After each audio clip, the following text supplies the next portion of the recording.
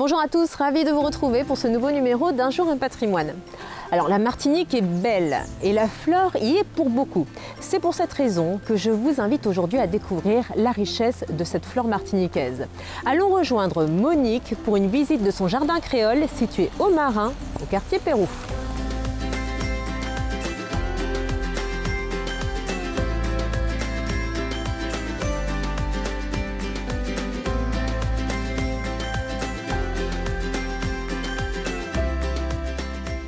Bonjour Monique. Oui, bonjour Christine. Alors merci de nous accueillir ici. On est à l'Écotour Jardin Créole. Voilà, bienvenue au jardin, voilà, au quartier Pérou. Alors Monique, expliquez-moi, qu'est-ce qu'est un jardin créole? Oui, alors le jardin créole, c'est un mélange de culture vivrière, hein, Oui. Où les anciens devaient se nourrir avec tout ce qu'il y avait comme igname, patates, manioc. Le côté médicinal pour se soigner, hein, c'était assez important. Et puis quelques rares plantes ornementales. Hein, donc, dans le jardin créole d'autrefois, il n'y avait pas beaucoup de plantes pour fleurir. Hein, voilà. Donc le but du jardin créole, c'était de subvenir à ses besoins, donc, Voilà. de se nourrir, se soigner. Oui. D'accord. Comment il est né ce jardin? Oui, alors ce jardin existe depuis 4 générations dans la famille. Depuis quelle année? 1852, donc oui. l'arrière-grand-père de ma mère.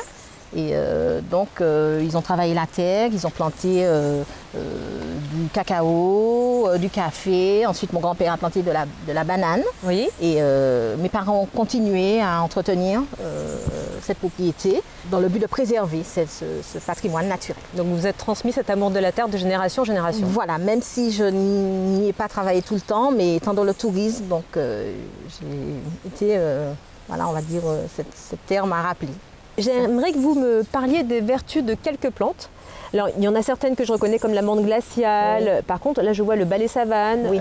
La consoude. Oui, c'est une plante qui sert à souder les plaies. Hein, et également, en cas de rhume, de toux, on peut l'utiliser. Parce qu'une même plante a plusieurs vertus. Hein, parce que les anciens connaissaient les plantes, ils connaissaient les plantes médicinales, les doses, et aussi le côté toxique des plantes. Hein, quand un ancien vous disait prenez 3 feuilles, pas 4, il savait pourquoi. Alors l'herbe couresse, donc c'est une petite herbe qui court comme cela et qui va soigner les problèmes de tension artérielle, mais que les anciens consommaient comme, voilà, ils faisaient cuire sur les légumes pays. Ah, comme ça, les feuilles telles quelles sur des légumes pays. Voilà, c'est ça. D'accord. Et puis là, vous avez le bois d'Inde. Alors vous avez le bois d'Inde giroflé, hein, qui est le bois d'Inde normal, hein, que l'on trouve communément en Martinique. Oui. Le bois d'Inde anis, hein, donc il y a un goût une odeur anisée. Les feuilles sentent l'anis? Oui, oui, les feuilles sentent l'anis. Et aussi le bois d'Inde citronnelle. Là, c'est la verveine blanche, qui est aussi médicinale.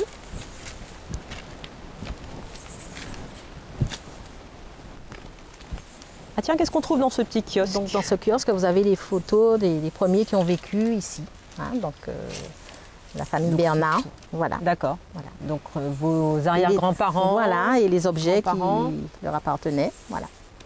Quelle est la superficie du jardin? Donc la superficie du jardin est de 5 hectares, avec 4 hectares de forêt. Donc là, ce qu'on visite s'étale sur une superficie d'1 hectare. Alors celle-là, Monique, je la connais, c'est un héliconia. Voilà, c'est l'héliconia rostrata que l'on Alors, à la base, il n'y avait pas de plantes ornementales dans le jardin créole. Non. Les rares plantes ornementales qu'il y avait, c'était dans le but de se protéger, parce que les anciens ils étaient assez superstitieux, ils avaient des croyances, il y avait des plantes que l'on plantait devant ou derrière les cases. Et je vais vous présenter le muscadier. Voilà, donc avec la noix de muscade. On va l'enlever de sa coque, et on va la râper. Mais la muscade à haute dose peut être toxique. Aussi. Voilà, donc il ne faut pas trop en mettre en cuisine. Par contre, les anciens l'utilisaient beaucoup en médicinal. Quand ils avaient des douleurs articulaires, quand ils avaient des rhumatismes, ils s'enduisaient le corps d'huile de muscade. D'huile de muscade, voilà. D'accord. Ok. Également pour les verrues. Bon, bah, c'est bon à savoir tout ça. Hein. Je vous l'offre. Merci Monique.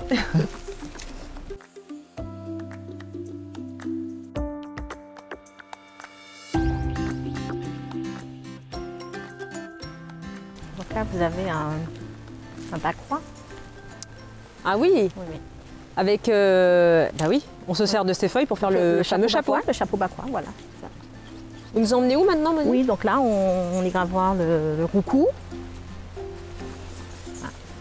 Alors par contre, oui, je connais un peu le roucou, mais je ne savais pas qu'il se présentait sous Voilà, cette donc là, forme-là. il n'a pas encore séché, hein, donc, mais ouvrant, on peut voir ce qu'il y a à l'intérieur, mais en principe, il faut attendre que ça sèche. Hein. Alors, donc, ça donne quoi à l'intérieur? C'est une épice, hein.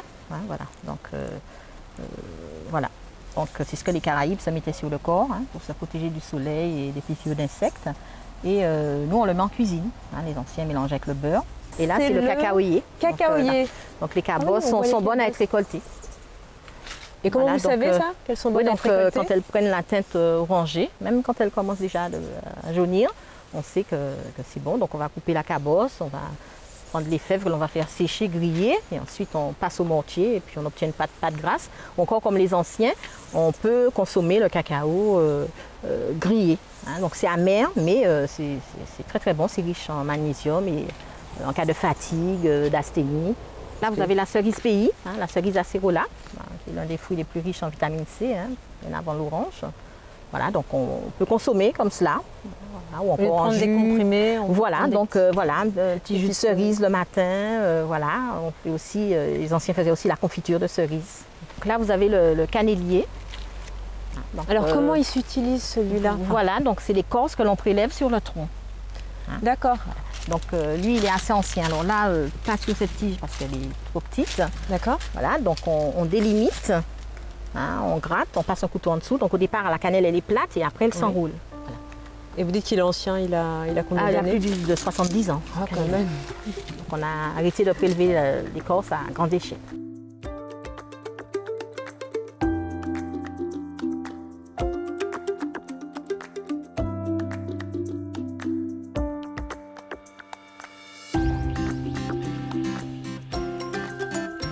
Difficile de ne pas reconnaître le calebassier. Voilà, donc le fruit n'est pas comestible. Hein, non, la pulpe est toxique, mais elle aurait des vertus médicinales en externe. Hein, mais il ne faut surtout pas l'ingérer. D'accord, et alors on récupère le fruit pour... Voilà, on coupe la calebasse en deux pour faire le cuit, hein, et qu'on utilise comme assiette. Et, voilà. Le caïmitier, il souffre de la sécheresse ou bien c'est non, c'est la couleur normale du caïmitier. Hein, donc, les Caraïbes l'appelaient dans leur langage la feuille d'or, hein, avec les deux couleurs. Donc c'est un fruit qui existe depuis longtemps et qui a la particularité de laisser de la colle à la bouche. Et qu'on ne trouve pas si souvent que ça, j'ai l'impression. On en trouve quand c'est la saison, mais sur les marchés. Donc là, je vous présente la vanille, hein, voilà, donc, qui est une orchidée, hein, qui a besoin de support, elle ne va pas détruire l'arbre. Donc il faut, si on veut obtenir les gousses, parce que quand cette vanille fleurit, il faut la féconder à la main. Parce qu'il n'y a qu'au Mexique, il y a une abeille qui féconde naturellement la vanille. Donc cette abeille n'existe pas ici? Voilà, alors ça peut arriver que dans certains coins, on ait vu, sans l'apport de l'homme, quelques gousses de vanille, puisque vous pouvez avoir des insectes qui passent, mais sinon, si vous ne le faites pas, vous allez perdre une bonne partie de votre production.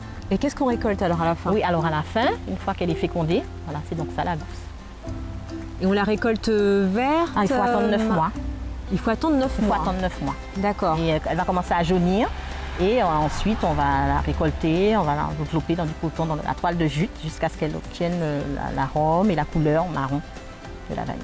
Ah, il en faut du temps pour obtenir cette gousse de vanille. Voilà, c'est ça, mais tout le monde peut en faire. Il n'y a pas de secret. Il suffit juste avoir du temps. Voilà, avoir du temps et puis apprendre la fécondation.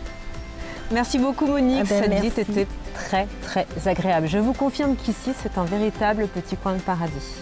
Voilà, je vous donne rendez-vous la semaine prochaine pour un nouveau numéro d'Un jour un patrimoine.